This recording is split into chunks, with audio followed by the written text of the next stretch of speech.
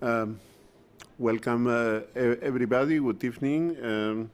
We are here for the site event on the 2019 refinement and other activities of the IPCC Task Force on National Greenhouse Gas Inventories. My name is Eduardo Calvo. I am co-chair of the Task Force on Inventory together with my colleague who is there, Mr. Kiyoto Tanabe, and we have tonight the privilege to have with us Mrs. Elena Manaenkova, who is the Deputy Secretary General of the World Meteorological Organization, and also here at the table we have the representative from the United Nations Framework Convention on Climate Change, Victor Gois, and our head of the technical support unit of the TFI, Andrej Kranjc, who many of you already know. So to open this event, the first words are from Ms. Elena Manaenkova. So Elena, you have the floor. I thank you very much, Chair, and I'm very proud to be here between the two important gentlemen who are co-chairs of the IPCC Task Force on Inventories. And the this task force is one of the four major bodies of the IPCC. Three of them are working groups, 1, 2, and 3, which are producing assessment report, and the task force. So this is one of the key pillars of IPCC. I'm here to speak, actually, to give you introductory words on behalf of the father and mother, co-sponsors of IPCC, World Meteorological Organization and UN Environment. So we are very much closely together helping IPCC to provide best possible science to the climate negotiation and to implementation of Paris Agreement. You have heard yesterday in the opening, Patricia Espinosa was very passionate about raising ambition, saying that time is not our friend and we need to speed up our action and to raise ambition. And then just days before the opening of the scope, the UN Environment released GAP report, and they say that only 1/3 of required cuts for reaching the target of 2 degrees are there in the pledges. And then also World Meteorological Organization report on the concentration of greenhouse gases in the atmosphere is also very alarming. It says that today we have, last year actually, it's 2016, we have 403 ppm concentration of CO2, and the speed of increase is actually very high. So we need to bridge the gap, and we need to look at the cycle of carbon cycle. That's why WMO and UNEP are working together to from one hand to show and to help countries to provide very high quality reports on their inventories, and on the other hand to see what remains in the atmosphere. So we also need to understand how natural sinks are behaving and how much of emissions are absorbed by the biosphere or by the ocean. So these two elements come together as we give advice to the policymakers regarding the carbon cycle. And I'm very pleased now to be present on the event, which is dedicated to 2019 refinement of the 2006 IPCC Guidelines on National Greenhouse Gas Inventories. That was a decision of IPCC Plenary 44, and we are expecting the methodology report to be delivered in May 2019. So the aim of this report is to provide an updated and sound scientific basis for supporting the preparation and continuous improvement of national greenhouse gas inventories. Among several important aspects which update is tasked for, there is one, the report will provide also supplementary methodology of sources of sinks of greenhouse gases, where now technology have emerged. So that is why it's very important for both WMO and UNEP to now introduce as much as possible the new system, which we are calling right now Integrated Global Greenhouse Gas System, which will help countries to apply instrumental measurements of their emissions, but also to apply the atmospheric modeling to know how much of these emissions remain in the atmosphere and therefore contribute to the future warming. So these are two important sides of the one cycle, and today the purpose of the event is to explain how the refinement is going. I thank you very much for inviting me, and thank you for this important event.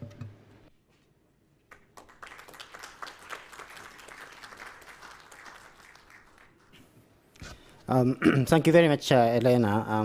Now we would like to start this side event with a presentation by Mr. Andrej Kranjc, head of the TFI Technical Support Unit, about the overview and introduction to this side event. Andrej, please. Thank you, Kiyoto, and good evening, everybody. For those who are not quite familiar with IPCC structure, let me show you this first picture, first slide. We have IPCC plenary, which is our main body, then IPCC bureau, composed by elected representatives of members, that is countries, governments, and the executive committee. Then we have three working groups. It's written here what they are dealing with. Working group 1 with physical science basis, working group 2 with climate change impacts, adaptation and vulnerability, and working group 3 with mitigation of climate change. And beside them there is a task force. This is our task force, the National Greenhouse Gas Inventories, TFI, and each working group and TFI have their TSU, technical support units. TSU, this is the situation after the elections in 2015. That is where we can see where these TSUs are situated, are seated. France is hosting TSU for working group 1, Germany for working group 2, UK for working group 3. It depends on where the co-chairs of these working groups come from. And TSU for TFI is hosted by Japan. It's been now for many years. So Japanese government is very gracious, very generous to host this TSU. It's in the Institute, IGES, Institute for Global Environmental Strategies in Hayama. So this is just to show this task force on inventories. And the next slide is showing the products of TFI. You know that these are mostly guidelines for producing national greenhouse gas inventories. It started in 1995, and already the next year there was a revised guidelines called revised 1996 IPCC guidelines. Then in the year 2000 came good practice guidance, and following by good practice guidance for LULUCF. And in 2006 IPCC guidelines that most of the developed countries are using all over the world, and developing countries more and more. And then we have, no, not yet, but KP supplement and wetland supplement came in 2013. So they are still pretty new, but after some time, in fact after 10 years, experts, scientists came to the conclusion that maybe it's time to revisit 2006 guidelines, because there's a lot of new in terms of scientific findings, in terms of emission factors, new processes are there, and IPCC adopted the decision to produce, refine these guidelines. So let me just add two more. We have emission factor database in the bottom, you can see, launched in 2002, and frequently asked questions website launched in 2008. There's also in 2012 an IPCC inventory software was launched, and further there are expert meetings producing meeting reports so to say, every now and then there are many such meetings. So these are the products of this TFI Task Force on Inventories. What we will be talking today about the activities, main activities that are taking place at present now are most prominent the 2019 refinement of the 2006 IPCC Guidelines for National Greenhouse Gas Inventories. The name, it will be explained later more, but just why 2019, because it's planned that this work will be adopted by IPCC plenary in that year. Then it's IPCC Inventory Software and IPCC Emission Factor Database, short EFDB. All this will be presented after my presentation separately in more detail. Then other activities, some are like annual expert meetings to encourage the use of 2006 IPCC guidelines and some tools for compilation of the inventories. And these expert meetings serve also for testing the software. Then we have collaboration with UNFCCC Secretariat for regional workshops, like for Africa, Latin America, Asia. It's for capacity building among developing countries. There is support to inventory-related capacity building programs and activities, and support to inventory compilers and others who are sending questions throughout the year. Let me say that our technical support unit is receiving almost daily questions from all over the world, from countries, from inventory compilers regarding emission factors, regarding software, how to use, and so on and so on. So there are many issues they want to clarify, and our program officers prepare answers to their questions and clarify things. Then I mentioned this FAQ, and then it's one thing that is also very important now, that is about to adopt a decision that IPCC was adopted at its 46th session in Montreal, September this year, and it is that to approve the proposal for an expert meeting on short-lived climate forcers. It's most popular among these is black carbon. There are also others, also methane, but it is covered already in other guidelines. So it has been decided that TFI and Working Group 1 will organize this jointly, and it will take place end of May next year in Geneva. There's some interesting history about this topic based on the decision of IPCC at its 22nd session. It's quite long ago, in 2005. There was an expert meeting took place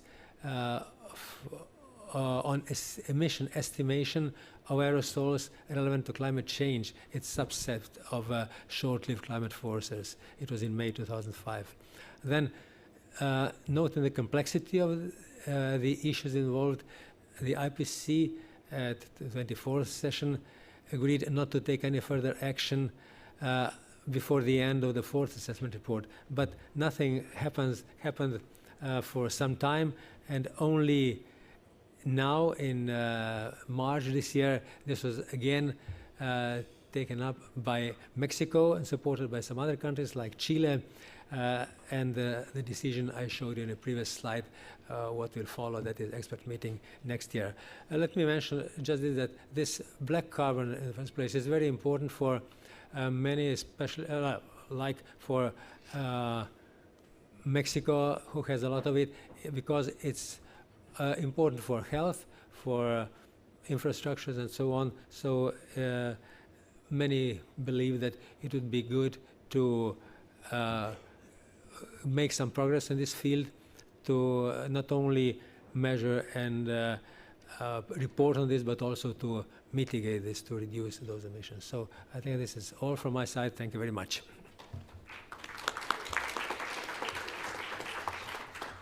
Thank you.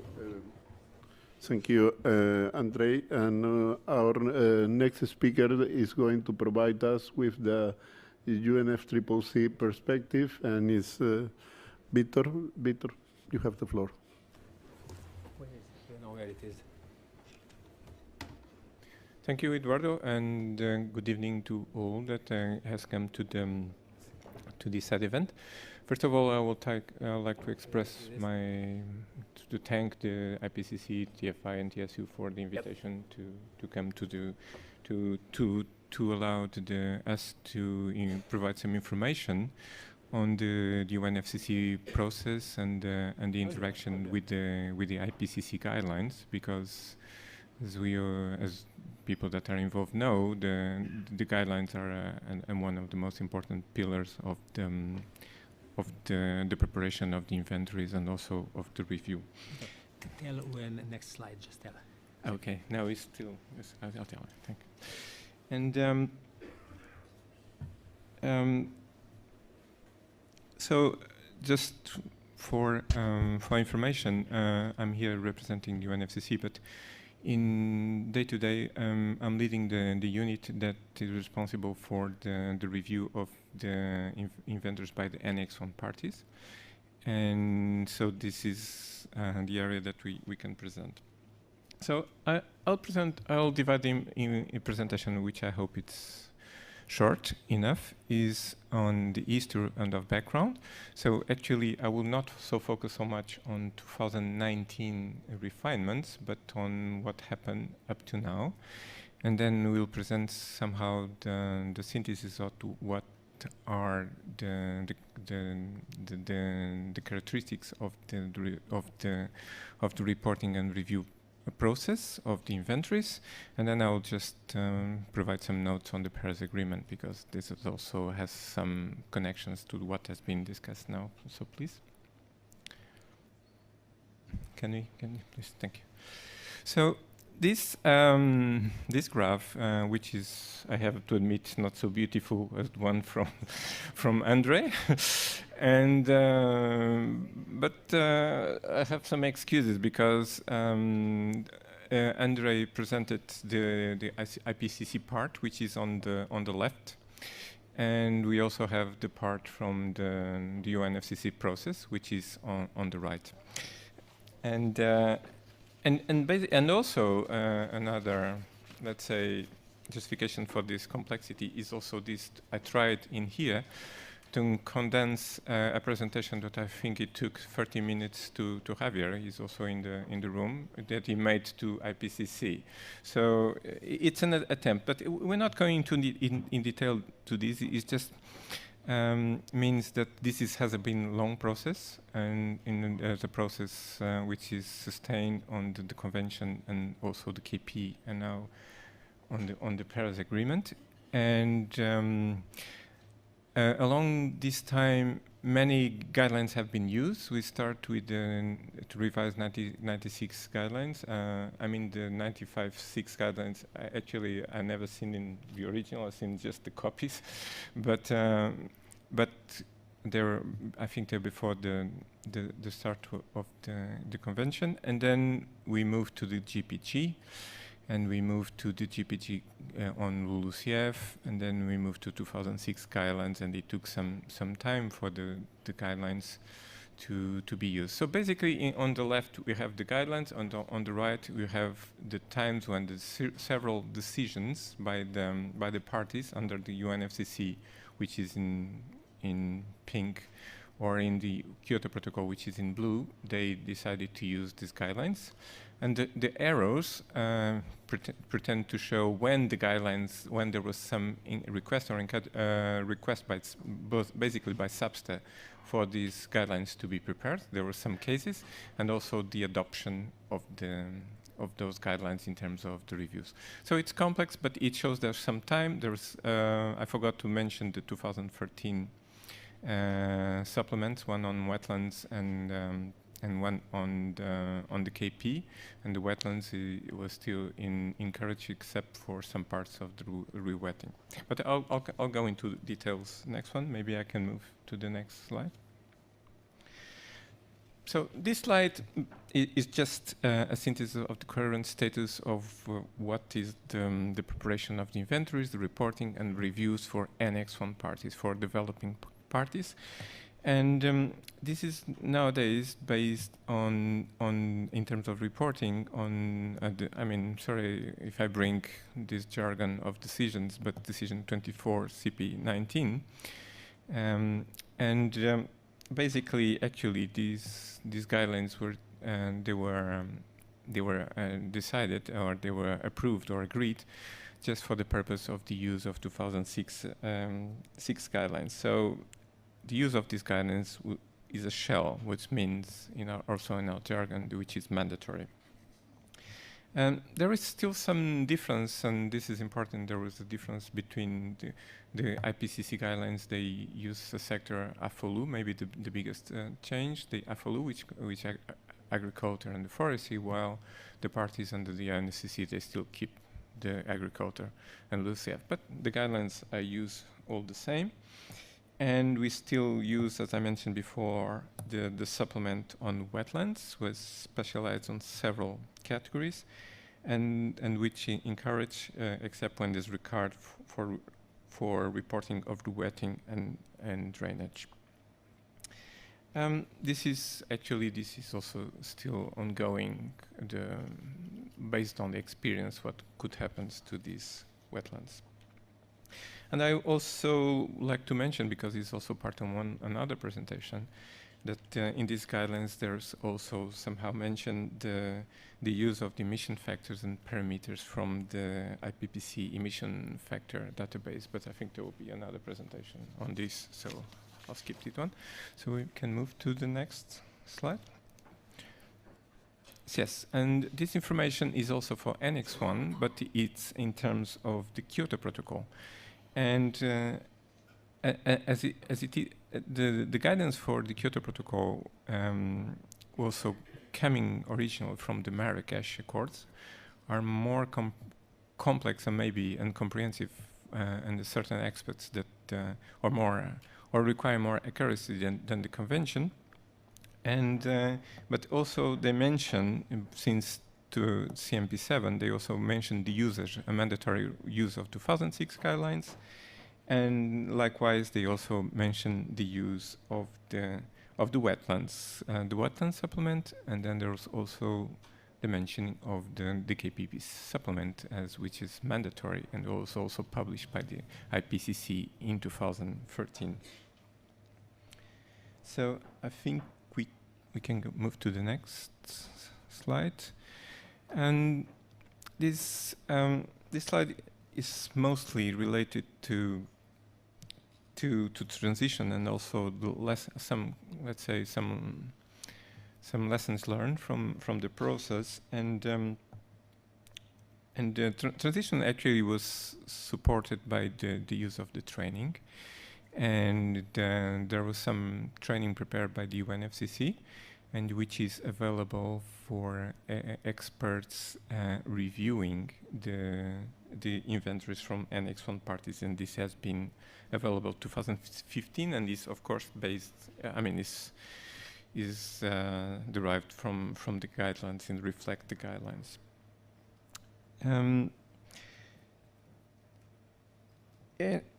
Generally speaking, we that have been following the reviews, the issues more related to what the transition to when it was used to 2016. I don't think there were many. First, because the parties, there was a significant time between the preparation of 2006 guidelines and their implementation by the UNFCCC, by the reporting guidelines, UNFCCC reporting guidelines, and so parties have time to learn and get used. One issue was that for some time they had to continue reporting in accordance to the other one, even the methodologies were approved. So they still have to use the old guidelines and formats. And then the transition also is not only the methodology, but also because you have your own data collections, your own models, and your own ways to calculate emissions. And for some parties, it took some time to convert something that was for one guidelines into another guidelines. And in some cases, that this of course may have impacted on the targets, because if you change the emissions, emission factors, and you change the methodologies, then you change the emissions in the baselines or the base years, and also the calculations. So I think, please, to the next one. And this is some information from non-Annex 1 parties, so developing countries. And there's also the set of the guidelines to preparation of national communications, including the parts on the GHG emissions and the removals. And in terms of, they still referred to the 96 and GPG, but it's not mandatory. More recently, in Cancun, there was the decision to CP17, which also established the preparation of the BURs, and also in these guidelines, which is Annex 3, they referred to 96 GPG and GPG for the LULUCF. So, if we can move to the next slide, this slide, which actually presents information that we collect from the BURs, and this is BURs. This information is June 2017, and is based on the BURs biannual update reports. That were being assessed, and we can see here that about 35% of those countries they used the 2006 guidelines, which also probably is related to the use of the software, and still 27% use 96, while the other ones use a combination of both, or they use also their own methods. And finally, the final slide. This just a note that under the Paris Agreement there are two, let's say, two sub-agenda items of the APA, which may be related to the guidelines. The first one is the framework for transparency, or Article 13 of the Paris Agreement, and where it states that the parties shall regularly provide an inventory, and using methodologies accepted by the IPCC and agreed by the CMA. And the same, there is also under Article 4, which is under counting, in the decision on modalities to implement this Article 4, there's also reference to the IPCC, to the methodologies, including the IPCC methodologies. So this has been discussed. There are submissions, and there's two agenda items. This is agenda items 3 and 5 of the APA, and some information will be there, but and you can look at the submissions. So this is the other one is just thank you, and this is the end of my presentations, and thank you for listening. Thank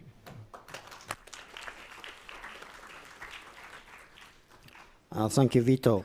So the IPCC inventory guidelines have been used by all the parties to the UNFCCC, and I think every party is expecting the refinement of the current inventory guidelines so that they can produce more reliable national greenhouse gas inventories in the near future.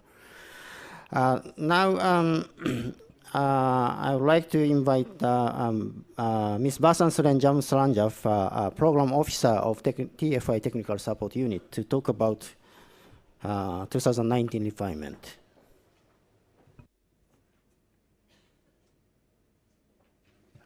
Okay, good evening. As introduced by Kiyoto, I will be talking about 2019 refinement, which is one of the major products of IPCC in its sixth assessment cycle.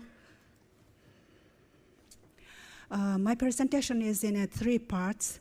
The first, brief background to 2019 refinement, and then we'll talk about lead author meetings held so far, focusing on objectives and outcomes of these meetings. And then finally, I will provide some information on the upcoming expert review of 2019 refinement.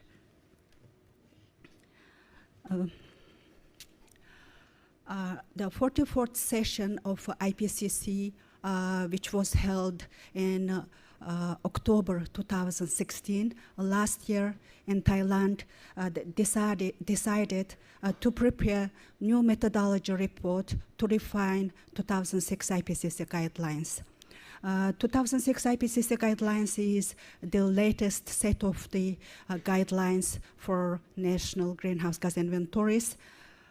And it was also decided that the format of this new methodology report should be one single methodology report comprising an overview chapter and 5 volumes following the format of 2006 IPCC guidelines. It was decided that title of this new methodology report is 2019 refinement to the 2006 IPCC guidelines for National Greenhouse Gas Inventories. At the same session, IPCC approved outline of this new methodology report 2019 refinement and adopted terms of reference and table of content of 2019 refinement.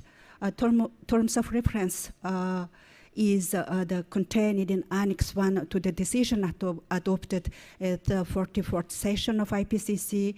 It also includes a work plan for development of this new methodology report and instructions to experts and authors. Table of contents, draft table of contents of this methodology report, 2019 refinement, can be found in Annex 2 to the decision adopted at the IPCC 44th session. 2019 refinement aims to provide an updated and sound scientific basis for supporting the preparation and improvement of national greenhouse gas inventories. This refinement work will not revise 2006 guidelines, but it will provide update and also supplement and or elaborate the 2006 guidelines where necessary.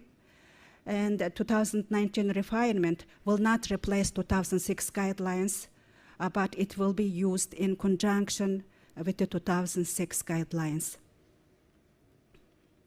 This slide shows the work plan for development of the 2019 refinement. So far, the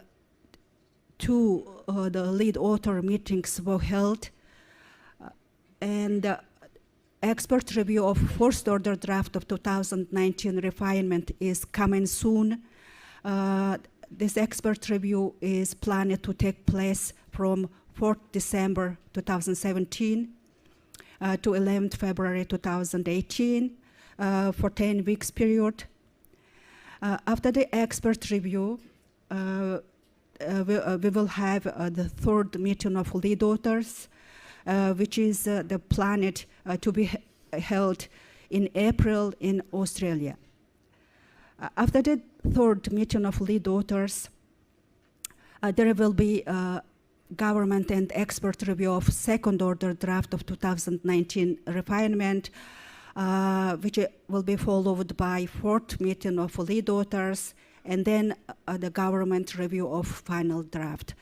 2019 refinement is planned to be completed in May 2019.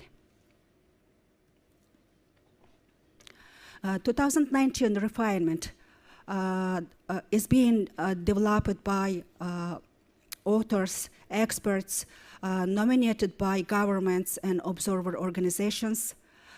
We have received 328 nominations, and 190 experts have been selected by Bureau of Task Force on National Greenhouse Gas Inventories, considering required expertise, geographical representation, gender balance, and also inclusion of experts with and without previous experience with IPCC.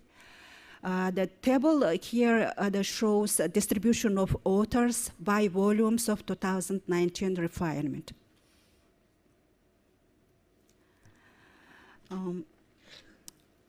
The plan of IPCC to produce 2019 refinement by 2019 is welcomed by SABSTA at its 46th session in May 2017, and SABSTA noted that this work may inform the discussions under the agenda sub-item, a revision of UNFCCC reporting guidelines on annual inventories for parties included in Annex 1 to the Convention. So now moving on to the second part of this presentation, which is about lead authors meetings held so far. As mentioned, so far we had two meetings of lead authors. The first meeting was held in June in Bilbao, Spain, and the key objectives of this meeting were to consider and agree on allocation of work and a detailed work plan, and also to develop zero-order draft of 2019 refinement if possible. This first meeting is concluded successfully with number of agreements, including agreements on allocation of work among authors and a detailed work plan. At this meeting, it was decided that literature cutoff date for the 2019 refinement will be 25th June 2018, and peer-reviewed literatures accepted by this date, by this literature cutoff date, will be considered and used in the 2019 refinement. As to non-peer-reviewed literatures, those literatures published by this date, literature cutoff date, will be also considered and used in the 2019 refinement. Second lead author meeting was held in September in Victoria Falls, Zimbabwe. The meeting aimed to start developing a first order draft of 2019 refinement based on the zero order draft developed during the first meeting and after the first meeting. The meeting also agreed a number of issues and a detailed work plan for preparation of a first order draft for the expert review. It was also agreed to develop the mapping table for each volume of 2019 refinement. This mapping table will summarize what has been changed and refined in the new methodology report compared with the 2006 guidelines, so that users and inventory compilers easily understand where have been the changes occurred in the guidelines. So now about the upcoming expert review of 2019 refinement. A review is an integral part of the IPCC process to ensure that objective and complete assessment of the latest information in the IPCC reports, including TFI methodology reports. The review is conducted in accordance with the IPCC procedures contained in Appendix A to the principles governing IPCC work. These procedures and documents are available at IPCC website.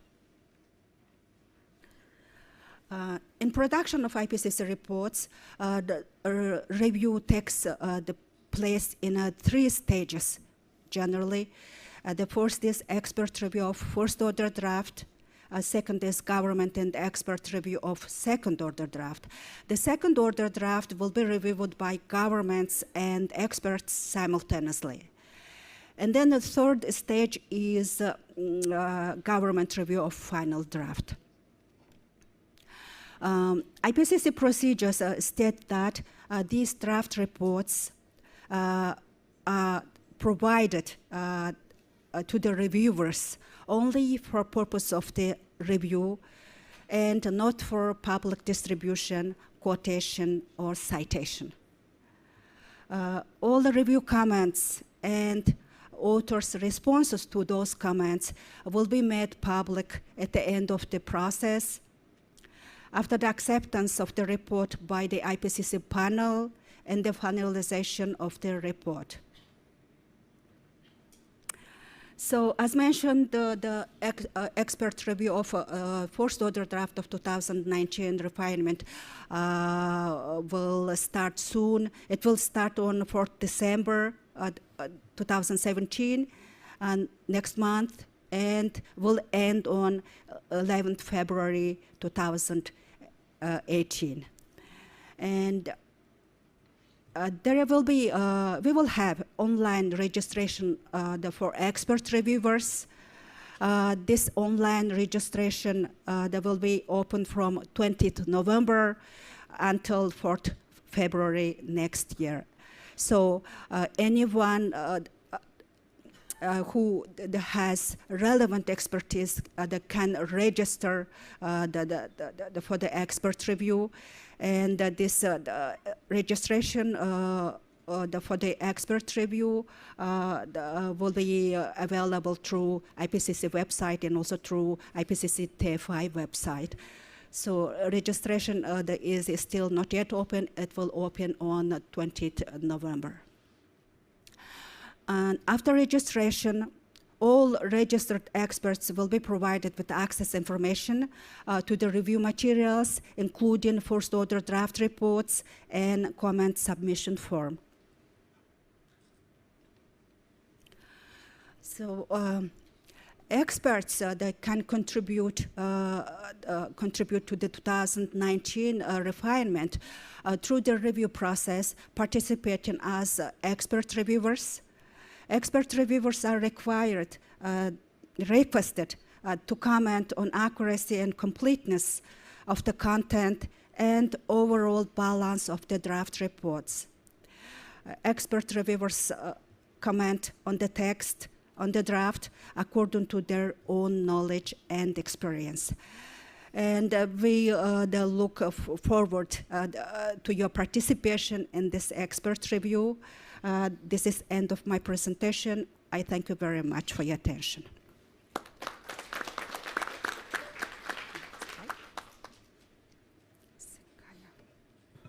Thank you, Suren. So I hope it was very clear about what's going on about the development of 2019 refinement.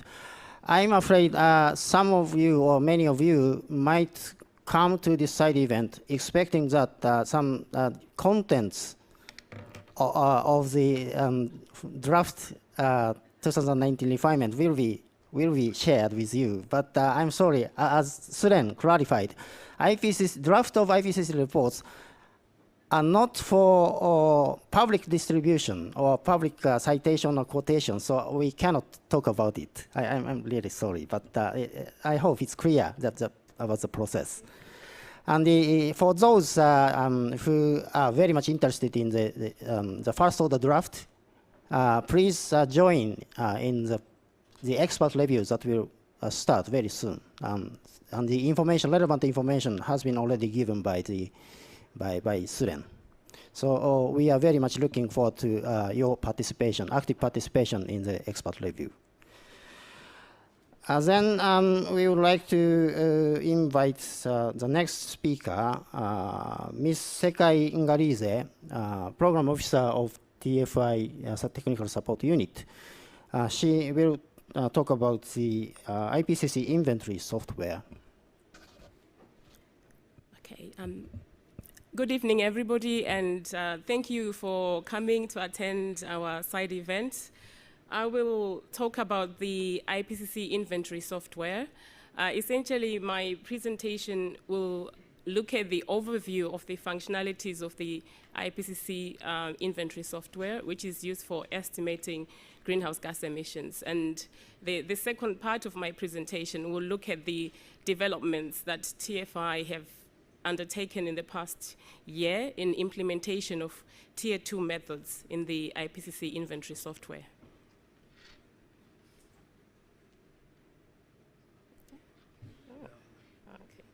Is that one? Okay. Okay. Okay, so just by way of introduction, the IPCC inventory software implements the 2006 guidelines for National Greenhouse Gas Inventories.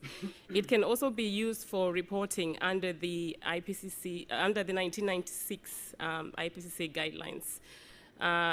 It also allows countries to utilize the improvements in the methodologies and defaults since 1996.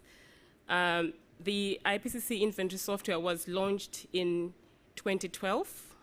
Again, you may find the latest version, which is published on our website on the link that is listed on my slide. Now, just to talk about the key features in terms of the functionalities of the 2006 guidelines. So the IPCC inventory software can assist inventory compilers in using the IPCC guidelines. It comes as a standalone software with modest hardware requirements. Again, the data entry in the worksheets follows the methodologies which are outlined in the IPCC 2006 guidelines. It can also be used for compiling either the whole inventory or just individual categories. I guess for some of you here who are inventory compilers, you may be familiar with a sectoral approach, and that under each sector you may have some categories that you may be interested in reporting or estimating emissions.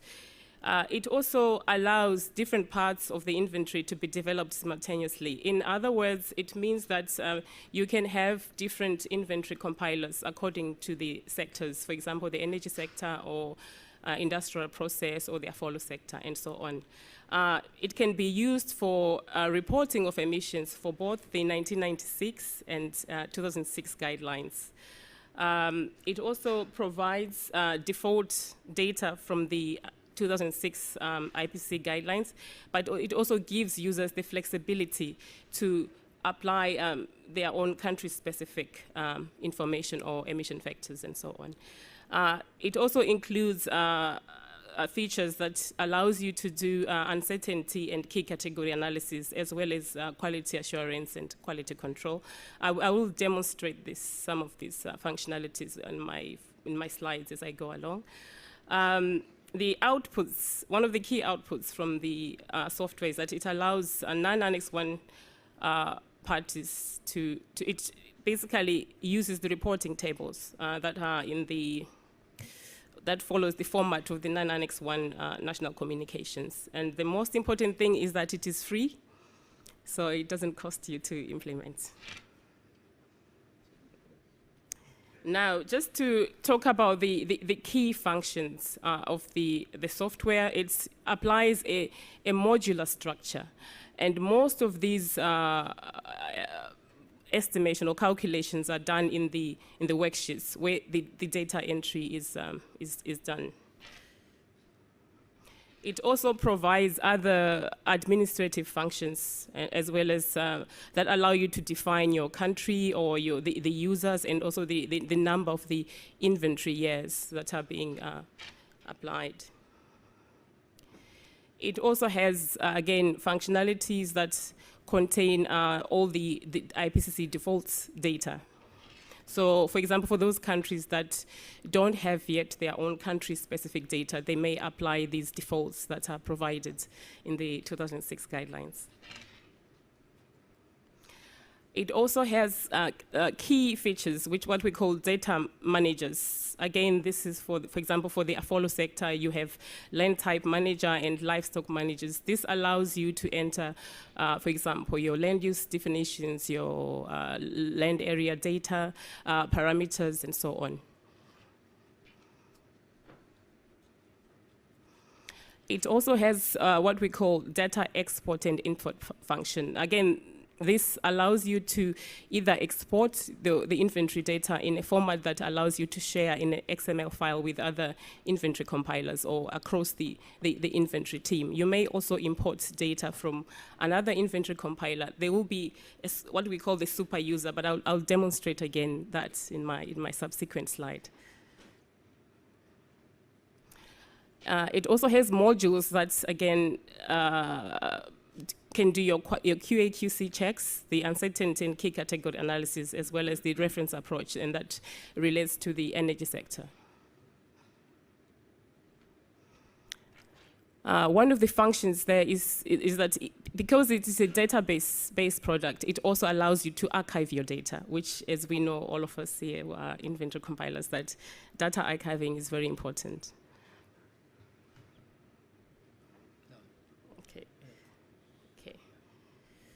Okay, so just to demonstrate a bit about the main functionalities, some of them I've just described them on my previous slides. As you can see there, the main menu has all the key functions, or you can access all the key functions that you can use, including your, for example, definitions of your inventory year, or again, the import-export functions, which I've just described in my previous slide.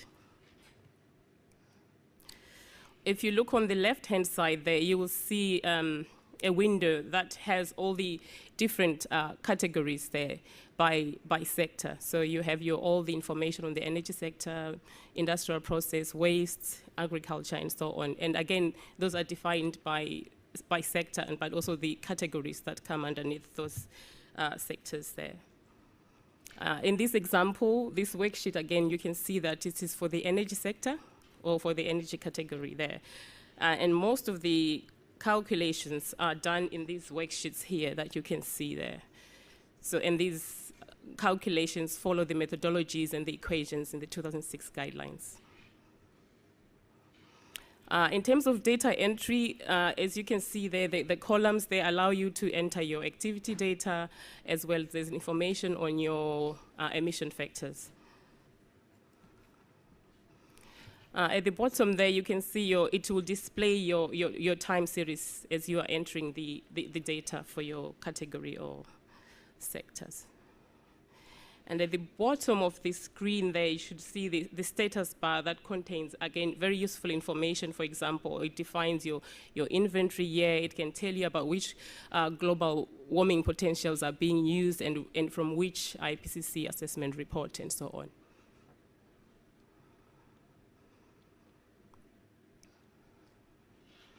On the next slide, just to show you about the use of notation key, again, these functions are available, again, based on the information that is provided in the 2006 guidelines.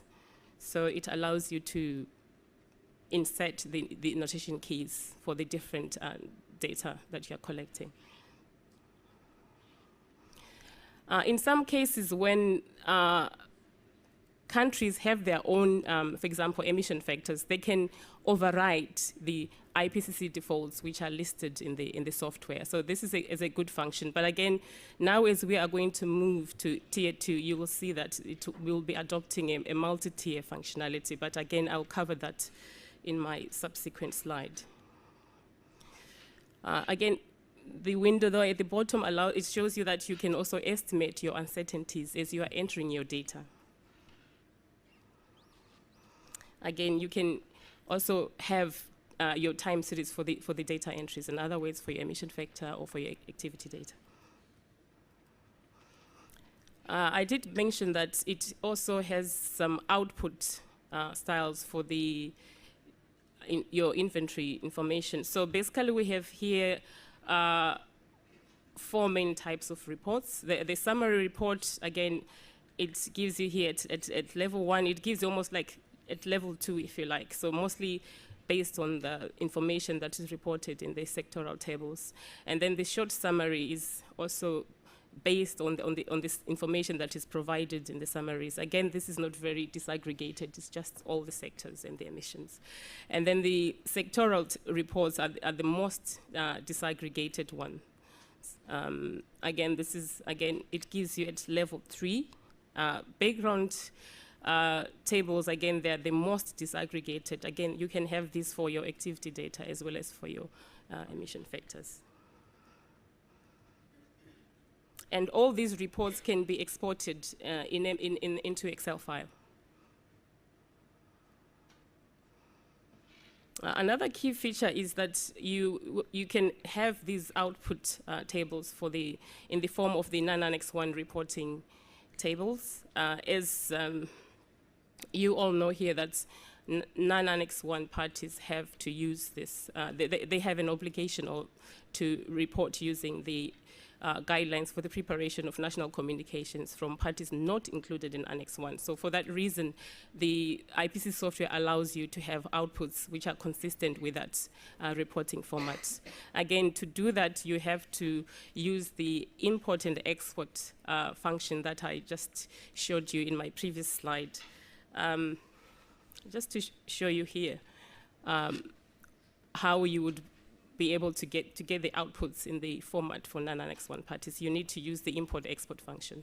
And then from the drop-down window, you can select non-Annex 1 reporting tables. Of course, there are other variables that you can do using the import and export function. You can also export the whole sectoral information, for example, on the energy sector or on the agriculture sector. By the same token, you can also import into the software from other sectors. Again, the different tools that the software provides, from these you are able to calculate your uncertainty analysis, but you can also perform key category analysis. And of course, the other functionality that we have is the reference approach for the energy sector, that is mainly based on consumption data. So in order to do your uncertainty analysis, if you go to this menu, you choose Tools, and then you click on Uncertainty Analysis. Once you've done that, you will see this table that appears, and then again, you can see here, you have your uncertainty analysis for your activity data, for your emission factors, and so on. To perform the uncertainty analysis, you need to click the refresh button that you can see there at the bottom in purple. Uncertainty analysis still applies the basically tier 1 error propagation method. Now, just to talk a little bit about how the software is initialized. So you essentially can download software from our website.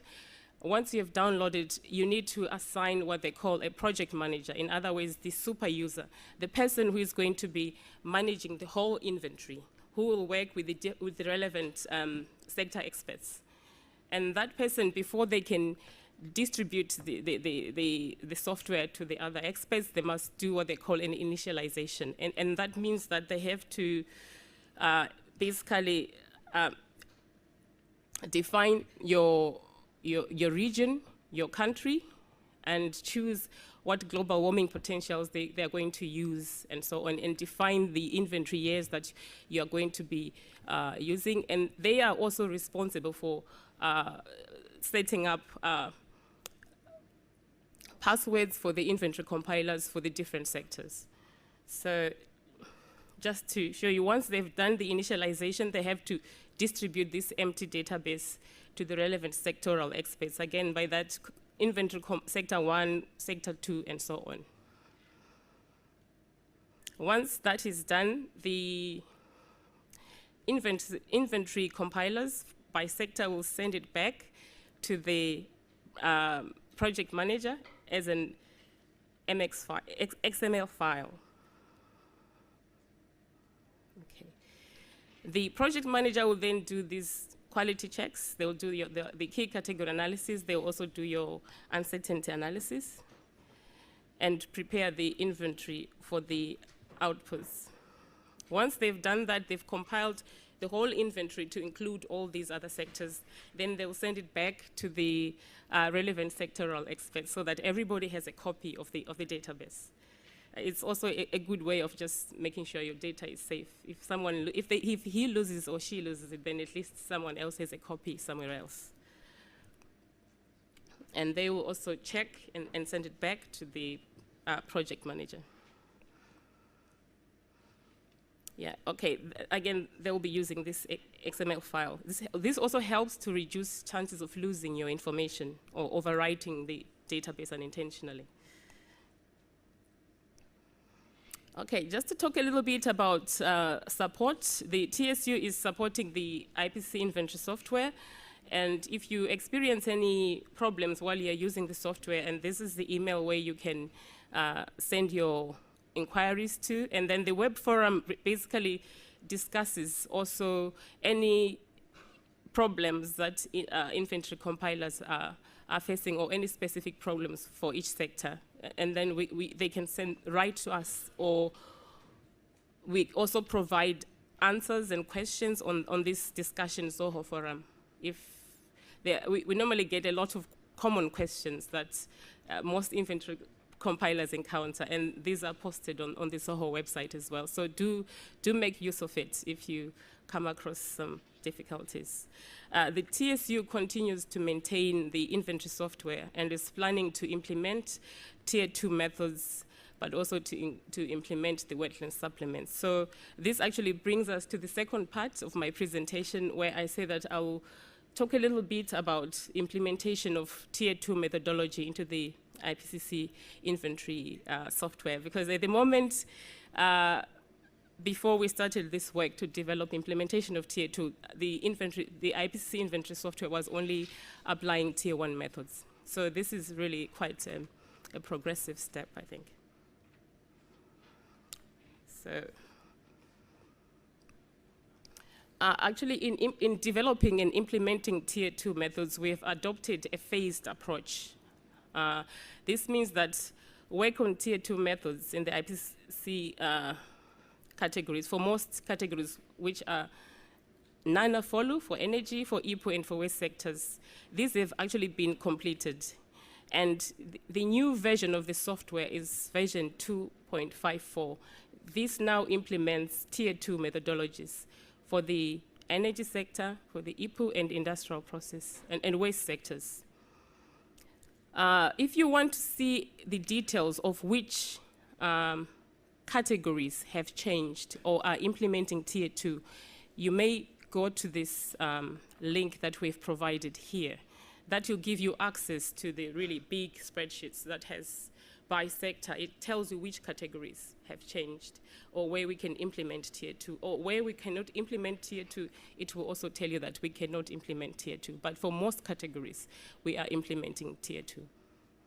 So I will just show you briefly here. I know this is probably a bit crowded, but it shows you all the relevant adjustments that have been done. The little X there is showing you where Tier 2 methodologies are being implemented. What is important to note from this slide is that for the other categories where no Tier 2 worksheets are included, either because the Tier 1 method is already suitable for Tier 2. So for some categories, it's just a matter of replacing the Tier 1 emission factor with Tier 2. So for that, we are using the same worksheet. We are only changing the relevant emission factor. And for most of the categories in the energy sector, this is how it is. And for some of the most difficult ones, we are not implementing Tier 2. But again, this slide is just showing you by sector there. As you can see, the energy sector, the industrial process sector there, but also for waste, where Tier 2 is being implemented.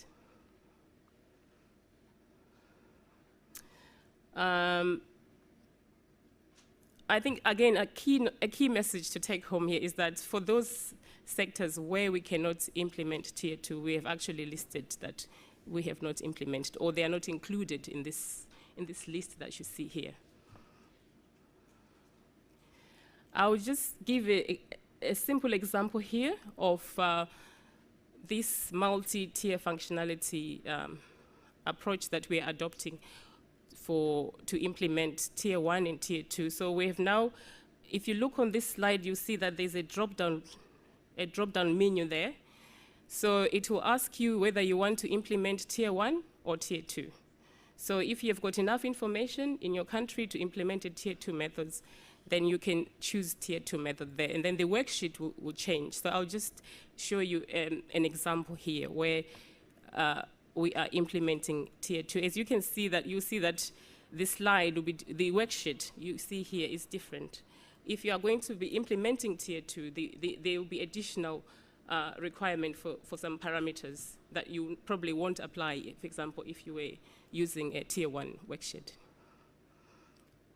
So in this example, as you can see, this is industrial production and for nitric acid production. As you can see here, for Tier 2, you have those additional columns there where you're required to include additional information on, sorry, it's very small here. Destruction factor for the abatement technology type. And then in column D, you also have to include abatement system factor for the abatement technology type. So can you see that there, it's not just the emission factor, you have additional parameters that you need to estimate in order to calculate your emissions using a Tier 2 methodology. So this is just one example of where you can actually apply a Tier 2 methodology. The key is that inventory compilers need to choose whether they are going to implement Tier 1 or Tier 2, but at least now there is that possibility to apply Tier 2 methods for the IPCC software. Okay, I'm nearly done. Yeah, I've just been told I need to speed up a little bit. Okay, for the AFOLO sector, at present, the IPCC software implements the 2006 guidelines at Tier 1 for the entire AFOLO sector. But development to implement Tier 2 for the AFOLO sector is underway. We will also include implementation of the spreadsheets from the wetland supplement, but at Tier 1. But everything else will be implemented at Tier 2. And work to implement the agricultural sector has just started. The LULUCF and the wetland supplement component or categories will be implemented after we have completed work on the livestock sector that we're currently working on. Again, implementation of the wetland supplement is, as you know, I think, or you heard from the previous speakers, is an extension of the 2006 guidelines dealing with methodologies for calculating and reporting emissions, again, for inland and coastal, drained and re-wetted under the land use sector. That's it. Yeah, it was a bit of a marathon in those last two slides, but that's it. I'm done. Thank you.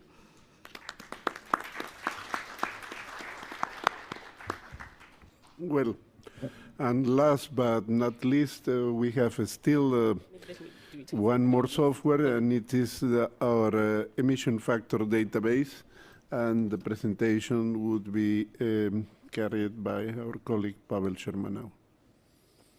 Pavel, you have the floor. Okay, thank you very much, Eduardo, for giving me the floor. And I have like 2 or 3 good news. First of all our presentations will be uploaded to the side event website. We were instructed they will be uploaded somewhere around the side event or after side event, about 8 o'clock. So you can download all our information from presentations. Secondly, on the back of this room, there is a table with DVDs. So all products, TFI products, guidelines, software, IFDB, on the DVDs. If there are no stock of DVDs on that table, you can come to our booth, IPCC booth, and to get additional DVD. It's freely distributed. And the last good news, I will be very short. So what is emission factor database? It's one of our main product together with the guidelines software and the database now. Emission factor database is sort of electronic library which contains parameters and emission factors. Mainly it's default values from IPCC, data from peer-reviewed papers, and data from non-peer-reviewed publications. It's available online and offline. Offline version via CD, DVD, or USB. And the last version is 2.7. We just recently produced it before COP23 to give you the latest update of emission factors in the emission factor database. And also you can download from our website or visit our website for online version. But we first populate a web application and then we produce offline versions. That's the main point here. This is how it looks like from the website. So please visit our website and check if you're interested in some information, some emission factors that can be useful for your work. So about background, why do we need this emission factor database? Well, the quality of greenhouse gas inventories depends on reliable emission factors, and the more it's reliable, the better. And the guidelines produce only bottom line, let's say, default emission factors, so tier 1 method. And that emission factor that reflects national circumstances or better reflects the reality should be used in the inventory compilation. But development of these national emission factors is costly, time-consuming, and requires much expertise. So if we can share the data and information about emission factors between the countries, it can be obtained in a cost-effective manner. So that's why we need to have this platform to improve the quality of national greenhouse gas inventories and facilitate the data sharing. So the process of populating of emission factor database, technical support units working with all researchers worldwide. So any researcher or inventory person who produce national or country-specific emission factors can contact TSU and submit their studies and their emission factors. And also we have a data meetings which is held every year together with the editorial board meeting. But the editorial board consider all emission factors, and after they consider emission factors against a couple of criteria, which is suitable or not suitable for emission factor base, then it comes into the EFDB, and all defaults from the guidelines are already there. So what is the editorial board? Editorial board members are selected by the Task Force Bureau from the experts officially nominated by the government's IPCC focal points. We follow geographical balance and expertise balance. We have 2 co-chairs of the editorial board and 7 experts per each sector: energy, IPPU, agriculture, land use change and forestry, and waste. So the editorial board consider all submitted emission factors against criteria. It's robustness, applicability, and documentation. It should be noted that we are not doing any peer review, so we need to have sort of a guidance how do we include these emission factors. So first of all, they need to reflect the reality adequately. Of course, emission factor depends on the mix of technology, operating conditions, control technologies, and so on. So if somebody as a user would like to use this emission factors, they need to know what is this set of technologies. And documentation. So we need to reference this emission factors that a user can again track back this emission factor to the original publication.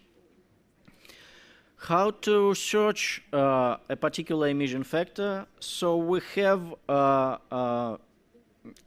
we follow the guidelines, 2006 IPCC guidelines or 1996 guidelines. There is a choice to select the guidelines version, and then we have categories. We need to select a category, a fuel, for example, for energy sector, and select a gas, and then click apply, and then this is the status of research. 46 emission factors are according to our search in fuel combustion activities, CO2 gas, and then we can click output table to see our results of these 46 emission factors, and this can be exported to Excel file. So a few words about UNFCCC process and IPCC process in terms of EFDB. We have a context of Annex 1 parties and non-Annex 1 parties, and our emission factor database is recognized by all these forums.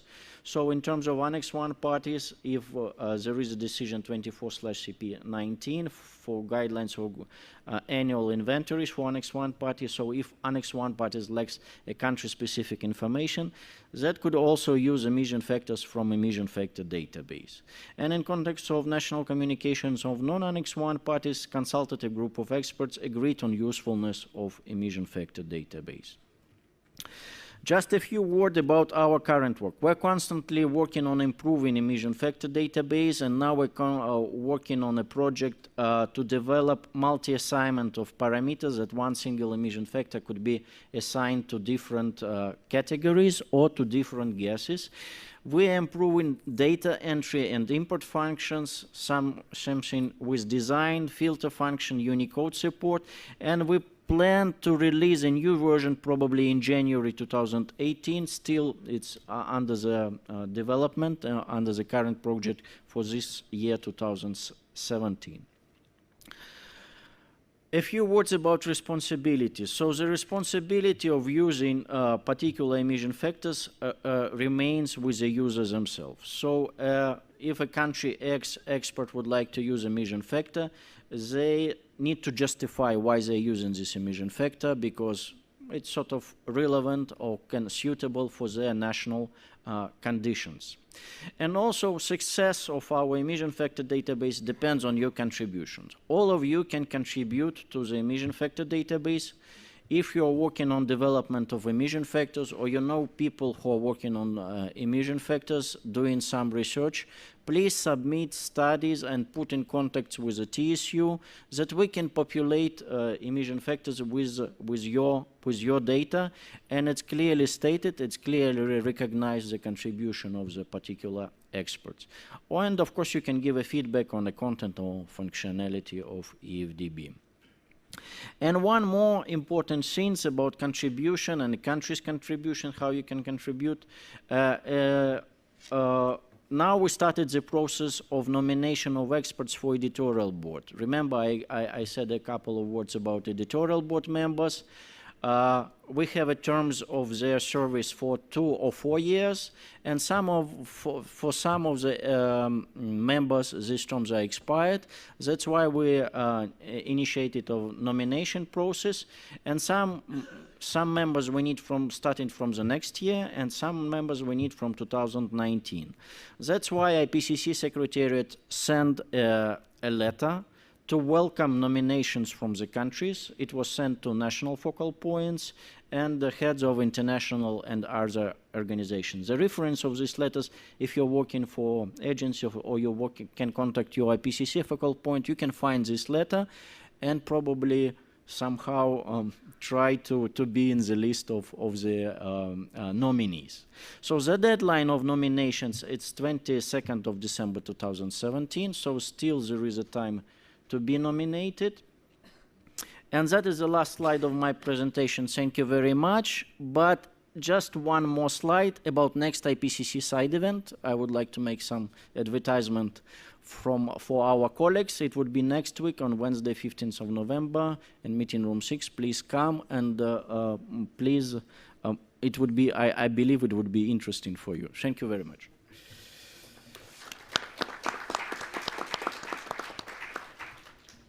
Well, okay, thank you, Pavel. And now the floor is open for any questions or comments.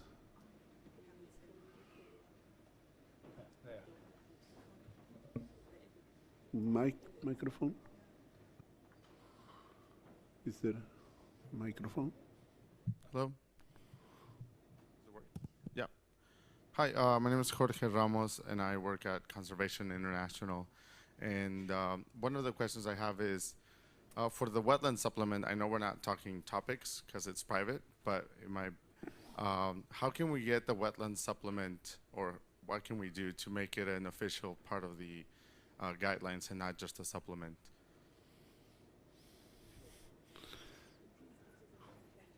Kiyoto, you want to take it?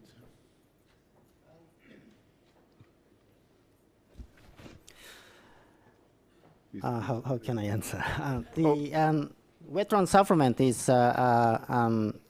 supplement to the 2006 IPCC guidelines. So it's already a part of family of 2006 IPCC guidelines, and it's supposed to be used in conjunction with 2006 guidelines.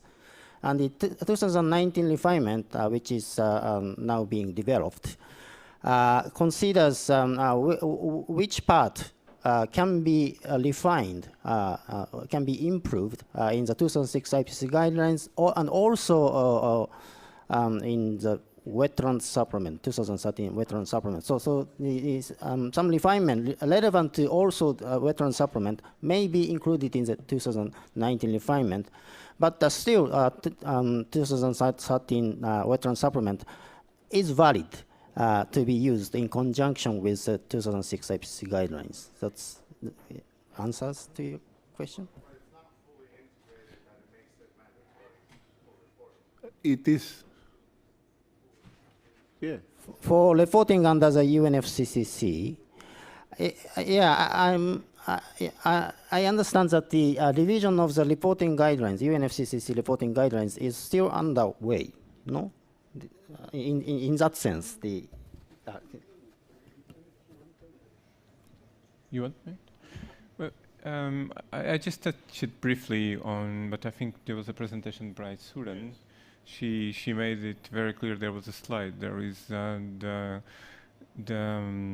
is a SABSTA agenda item discussing the wetlands and the experience from the use of the wetlands, and there is a conclusion to take in. I don't remember the language, but it's when Suren's presentation to take in consideration also 2019 refinements. That is the scope of what can the SABSTA change the status of the complete of the wetlands. Well, no, wetlands is ready, but not all part is mandatory. It's only the rewetting and so on part, because they were the parties considered there was no sufficient experience. So they will come back to this in 2018. Yes.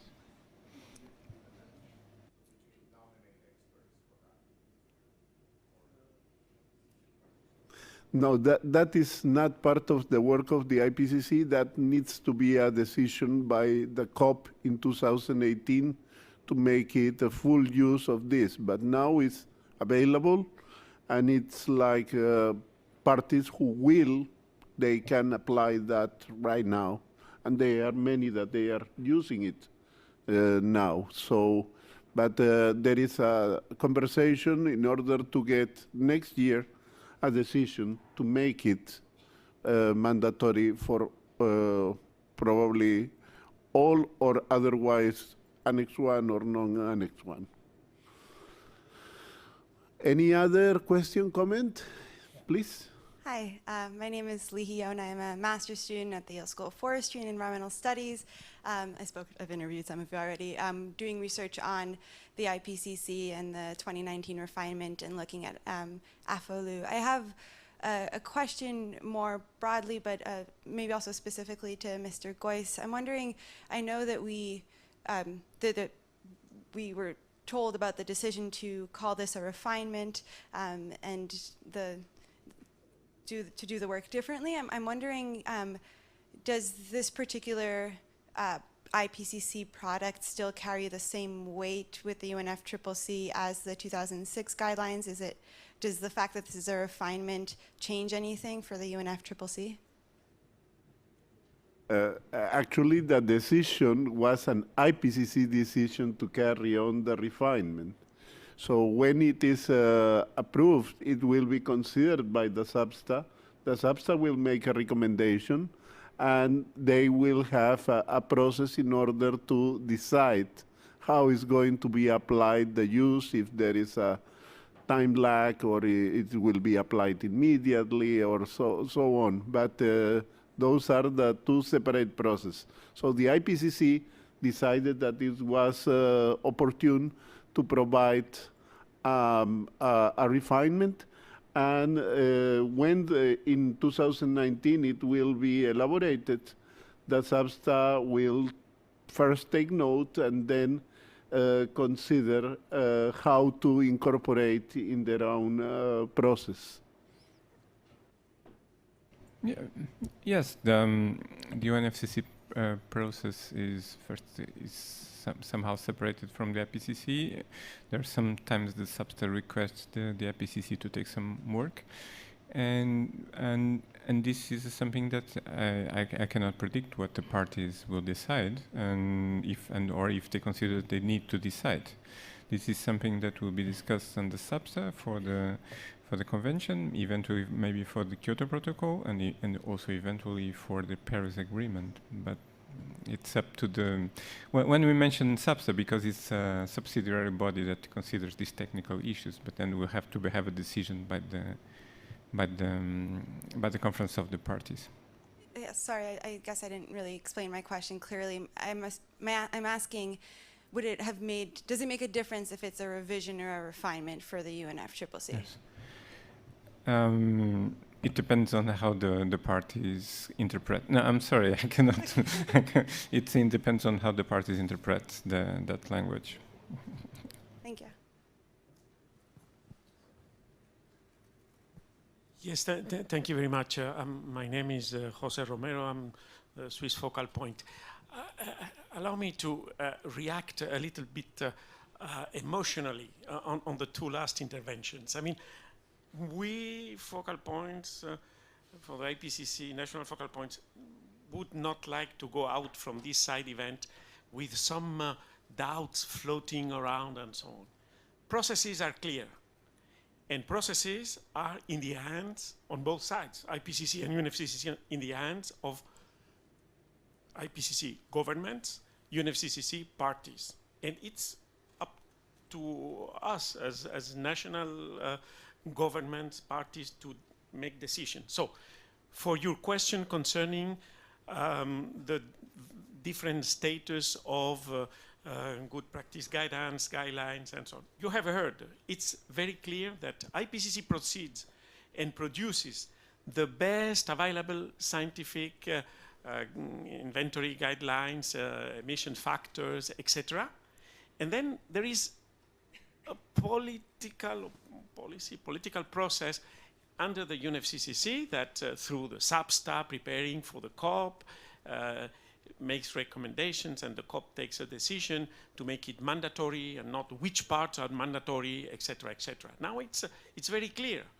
And so the responsibility of the IPCC is well understood. The work of the IPCC is without any doubt first quality, and then it's a political process. You want to report on wetlands? You country, such and such, party to the UNFCCC? Yes, no, you go and discuss with your partner parties in the UNFCCC process. As for the question about the status, if we are downgrading the quality and the scientific relevance of any work of the IPCC, no. The IPCC has decided, and that means all the governments, universal participation, that this was the way to, and it was said, to proceed to the scientifically updated that we need for the current time with the reporting guidelines. And this has been envisaged as a refinement. It's a nice word. And we have, with this refinement, we will have in 2019 the best approaches for estimating the emissions nationally. So, and there is no doubt in the IPCC governments that there is a downgrading of the standards of the work of the IPCC. Let's be clear. Once again, as said by the representative of the Secretariat of the UNFCCC and also by the co-chair of the TFI, it's to the UNFCCC to decide what to do with that. Hopefully, as the The whole UNFCCC process is relying on best available scientific knowledge that is, of course, provided by the IPCC. I have no doubt that there will be a decision installing, hopefully mandatory, these guidelines. But sorry to insist on that, but don't go out from this side event having the impression that something is now being degraded, going wrong, etc. IPCC is working, has worked since now almost 30 years, is working on the best, highest scientific standards, and that's all. Okay, thank you.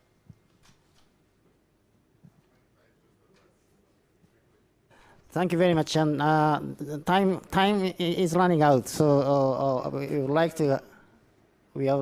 to happily close this side event. Thank you very much for your participation and active discussion. Thank you very much.